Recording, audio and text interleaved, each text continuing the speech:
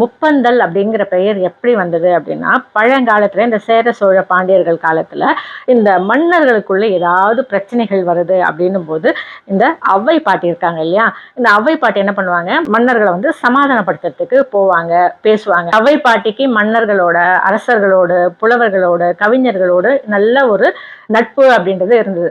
அதனால ஔவை பாட்டி எதை சொன்னாலுமே யாருமே அதை தட்டி கழிக்கவே மாட்டாங்க. நீங்க சொன்னா சரியா இருக்கும் அப்படின்னு எடுத்துப்பாங்க. அந்த மாதிரி இந்த சேர சோழ பாண்டியர்களுக்குள்ள ஒரு நாள் பிரச்சனை அப்படின்றது வருது.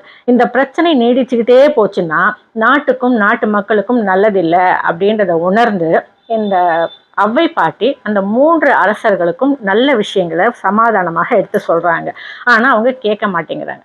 சரி, இவங்களுக்கு இப்படி சொன்னா சரியா வராது அப்படின்னு அவங்கள நம்ம இடத்துக்கு வர வச்சு நம்ம பேசலாம் அப்படின்னு என்ன பண்றாங்க, ஔவை பாட்டி அரசர்களை ஒரு இடத்துக்கு கூப்பிடுறாங்க.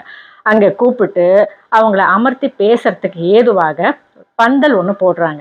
அந்த பந்தலுக்கு கீழே அந்த 3 அரசர்களையும் அமர்த்தி அவங்களுக்கு தாகத்துக்கு தண்ணீர், மோர் இதெல்லாம் கொடுத்து, உணவெல்லாம் கொடுத்து, பாட்டியினுடைய அறிவுரைகளையும் அவங்க தராங்க. அந்த மாதிரி சூழல்ல அவங்களால எதையுமே மறுக்க முடியல. நீங்க சொல்றது எல்லாமே கரெக்ட் தான் அப்படின்னு அந்த அரசர்களும் எடுத்துக்கிறாங்க.